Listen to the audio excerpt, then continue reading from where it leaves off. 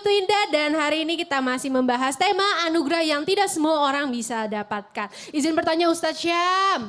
Siap. Ustadz kadang ya namanya juga orang tua itu manusia gitu. Kadang kalau kesel ya gimana ya nggak sengaja gitu keluar kata-kata kasar dari mulut gitu ke anak. Siap. Tapi kan namanya anak ya pasti sakit hati dong kalau digituin. Nah gimana caranya menyembuhkan hati anak yang sudah terluka akibat kata-kata yang tidak sengaja keluar tadi sama si orang tua tuh. Silakan Ustadz penjelasannya. Baik guruku saya tambahkan Ustaz Maulana jamaah di studio jamaah di rumah surah Al-Qasas ayat 10. A'udzu billahi minasy syaithanir rajim.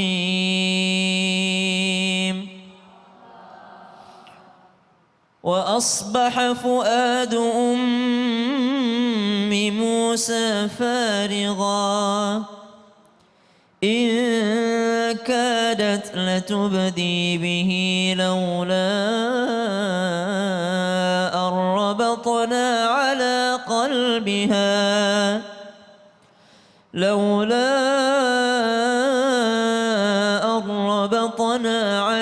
قلبها لتكون من المؤمنين.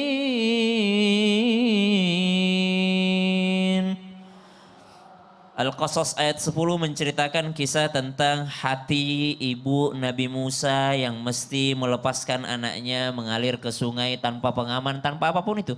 Tapi karena taat kepada Allah Subhanahu wa taala ia pun mengalirkan Nabi Musa kecil ke aliran sungai yang sangat deras yang entah kemana nanti ujungnya. Tapi karena dengan keimanan kepada Allah. Kata Allah dalam ayat ini, laula arrabatna ala qalbiha. Seandainya kami tidak melepaskan daripada ikatan hatinya, litakuna minal mu'minin. Maka subhanallah hati itu Allah yang genggam.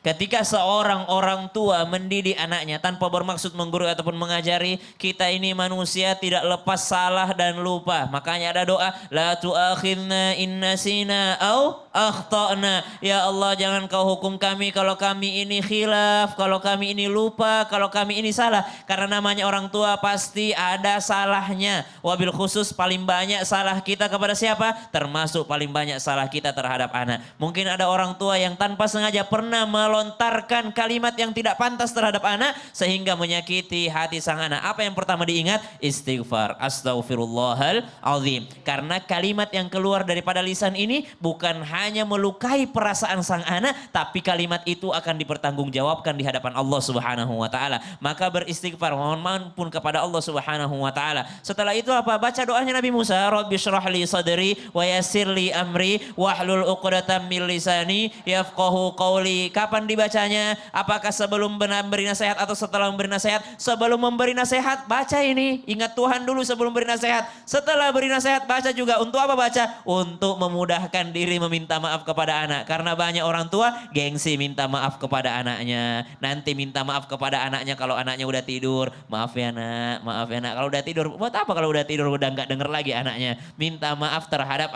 anak. Meminta maaf tidak menurunkan wibawa. Sungguh tidak menurunkan wibawa seorang orang tua yang meminta maaf kepada anaknya. Semoga kita semua bisa menjadi orang tua yang demikian. Sebagaimana Nabi sallallahu alaihi wasallam, "Fabima rahmatin minallahi lintalahum walau kunta faddan ghalidhal qalbi lam faddu min haulik." Dalam surah Ali Imran diceritakan bagaimana Nabi sallallahu alaihi wasallam memaafkan orang-orang yang telah bersalah kepadanya. Sehingga ketika Nabi sallallahu alaihi wasallam memaafkan orang-orang yang bersalah kepadanya, justru orang-orang tersebut malah makin cinta sama Nabi sallallahu alaihi wasallam. Ibu marahin anak dengan kasar, dengan kalimat-kalimat yang tidak baik, hati-hati. Jadi kalau marah keluar kata-katanya yang baik-baik aja, dasar orang kaya gitu ya. Dasar kamu ya calon presiden.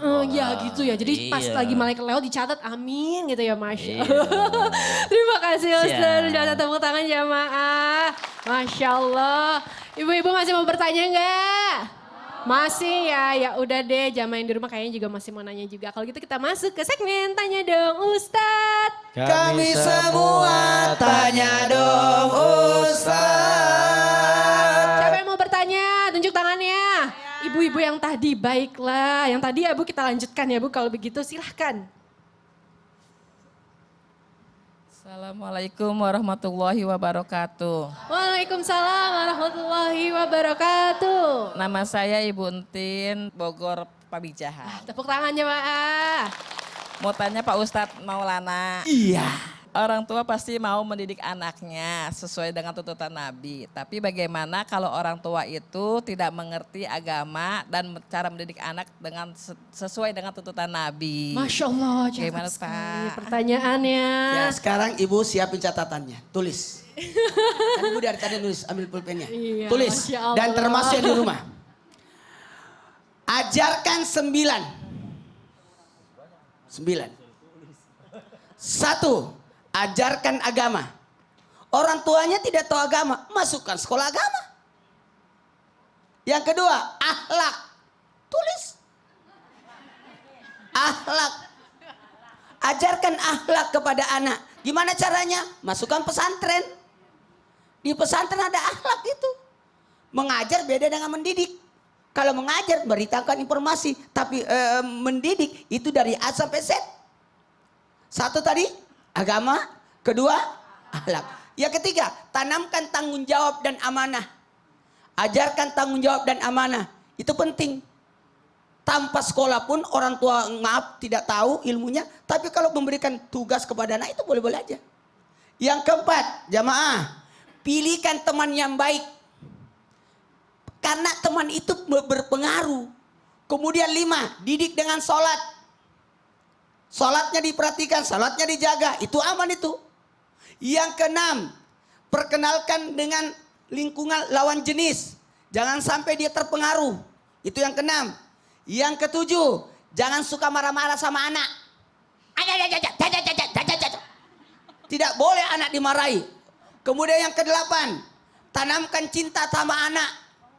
Dengan cara apa? Berdoa dengan menyebut namanya, membesarkan suaranya. Ya Allah, jadi kalau anakku anak sol, senang itu anak. Sama ibu-ibu kalau minta uang, jangan minta uang sama suami, minta sama Allah. Di telinga suami. Yang kesembilan, catat. Teladan. 1, 2, 3. Teladan. Jadi ada 9. Masih ingat? Agama, akhlak, tanggung jawab, memilih teman, sholat. Kemudian ketahui pergaulan. Kemudian yang ke-7, jangan suka marah. Mencintai anak ke-8. Kemudian ke-9 adalah teladan. Kita tes ya Ustadz. Ibu yang kelima apa Bu? Ayo kita lah. Sholat. Masya Allah, betul, tepuk tangan jemaah. Terima kasih Ustadz penjelasannya. Siapa nih ibu yang mau bertanya lagi? Tunjuk tangannya. Ibu semangat sekali Bu. Ya sudah, silakan Bu. Assalamualaikum warahmatullahi ta'ala wabarakatuh. Waalaikumsalam warahmatullahi wabarakatuh. Saya dari Majelis Taklim Al-Hikmah, Pamijahan Bogor. Namanya ibu siapa? Ibu Neng Rosita. Iya, Ibu. namanya saya. Neng Rosita. Bertanya dong Ustadz. Iya. Begini, apakah kita berdosa sebagai orang tua menitipkan anak kepada orang tua, alasannya yaitu untuk bekerja. Apakah itu suatu kita menyanyiakan anugerah yang Allah berikan? Terima kasih Pak Ustadz. Wassalamualaikum warahmatullahi wabarakatuh. Waalaikumsalam warahmatullahi wabarakatuh. Silakan Ustadz penjelasannya. Jamaah Islam itu indah yang dirahmati oleh Allah Subhanahu wa taala. Bolehkah seorang anak menitipkan anaknya kepada orang tuanya dengan alasan dia mau bekerja? Sebenarnya menitipkan anak kepada orang tua itu boleh-boleh aja. Cuman jangan keseringan. Jangan keseringan. Nitipin anak sama orang tua kita boleh. Yang pertama jangan keseringan. Kenapa? Orang tua itu walaupun sibuk, walaupun capek, walaupun banyak kegiatan, kalau anaknya minta gak akan tega untuk menolaknya. Jadi anak yang harus peka. Kadang-kadang anaknya gak peka. Ah udah dah mumpung orang tua mah ngasih terus, ngizinin terus, ya udah titipin aja terus. Akhirnya orang tua ngebatin doang. Makanya di jidatnya ada tulisan OTB. Orang tua tekanan batin. Ya. Makanya apa? Makanya anak ya harus peka ketika mau menitipkan anaknya kepada orang tuanya, boleh titipkan tetapi pada bagian-bagian yang urgent aja. Ketika memang sudah tidak bisa, yang memang harus dititipkan, titipkan sama orang tua. Tapi jangan keseringan juga. Kenapa? Orang tua itu kan juga punya kewajiban sebagai seorang istri kepada suaminya. Atau kalau dia masih punya anak-anak yang kecil, dia juga punya kewajiban untuk mendidik dan merawat anak-anaknya. Maka kita harus perhatikan itu juga. Jadi jangan terus kita titipin sama orang tua yang ada akhirnya orang tua tertekan batinnya karena kita anaknya dan menyusahkan orang tua kita. Maka hati-hati jangan sampai ini terjadi, yang pertama. Yang kedua, titipkan anak kita kepada orang tua kita tetapi lihat situasi dan kondisinya. Kadang-kadang ada anak yang nitipin anaknya sama orang tua tapi kondisinya nggak pas. Misal ya pada saat orang tuanya lagi bekerja juga, ya anaknya mau bekerja, orang tuanya padahal lagi kerja, dititipin di situ. Ya, misalnya dititipin padahal orang tuanya lagi sibuk jaga warung. Akhirnya anak gak keurusan, main di jalanan. Yang ada khawatir timbul kecelakaan, suatu yang tidak diinginkan. Ya, akhirnya anak mungkin bebas bergaul sana sini, yang salah bergaul dan akhirnya menjerumuskan anaknya kepada hal-hal yang tidak diinginkan. A'udzubillah min dzalik. Lalu kemudian yang ketiga, ketika seorang anak menitipkan anaknya kepada orang tuanya, maka perhatikan kebutuhan anaknya. Jangan cuma nitipin doang, tapi kasih duit jajannya, kasih keperluan buat kebutuhannya. Ini kadang-kadang nitipin doang sama emak, akhirnya emaknya capek, bangkrut juga. Iya anak kejajan mulu, ya apa aja ke warung dibawa pulang, 2 kresek. Apa aja dibawa pulang. Akhirnya apa? Emaknya stres, makanya emaknya itu tekanan batin. Kenapa? Jajan mulu. Ya, orang tua mah biar kata susah juga nggak punya apa-apa. Pasti kalau buat anak bela-belain. Ya, buat cucunya. Cuman apa? Kadang-kadang anaknya yang kagak paham. Orang tua mungkin nggak punya uang, orang tua mungkin lagi susah, orang tua lagi repot. Maka kalau mau nitipin anak, titipin juga duit jajannya. Ya, titipin keperluannya. Ya, dan pada saat anak menitipkan, dia punya anak kepada orang tuanya atau cucu dititipkan kepada kakek atau neneknya, maka juga harus diberitahu bahwasanya nanti ketika waktu-waktu sholat diingatkan, ketika waktu-waktu ngajinya diingatkan, ketika waktu belajar diingatkan. Karena mohon maaf kadang-kadang kalau dititipin, kadang-kadang ada juga nih yang dititipinnya kakeknya atau neneknya masa bodoh. Yang penting di rumah aja. Nggak sholat nggak apa-apa, nggak belajar nggak apa-apa, nggak ngaji nggak apa-apa. Kadang main ke sono kemari, yang penting saat diambil sama orang tua ada di rumah. Jadi banyak hal yang harus diperhatikan. Betul. Boleh-boleh aja tetapi ada aturannya. Ya ada aturannya, Masya Allah. Ibu sudah cukup jelas. Terima kasih Makasih. Ustadz katanya. Tepuk tangan yang jamaah, Masya Allah. Siapa lagi nih yang mau bertanya ibu-ibu tunjuk tangannya. Ibu mau bertanya yang paling atas, silahkan ibu. Assalamualaikum warahmatullahi wabarakatuh. Waalaikumsalam warahmatullahi wabarakatuh. Saya Ibu Suherni dari Majelis Taklim Al-Hikmah, Pamijahan Bogor. Saya mau bertanya kepada Pak Ustadz Sam. Siap Bunda. Pertanyaan saya Pak Ustadz, katanya anak itu sebagai investasi.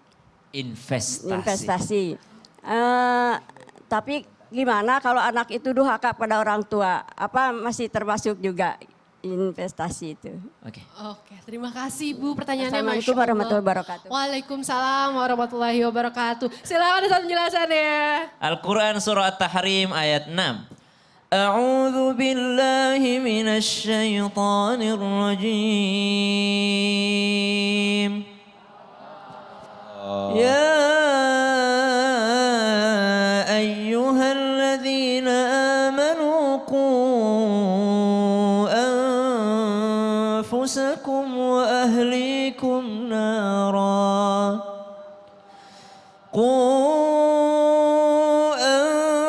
أنفسكم وأهليكم نارا وقودها الناس والحجارة عليها ملائكة غلاظ شداد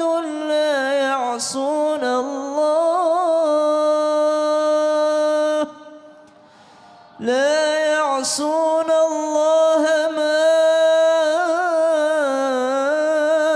أمرهم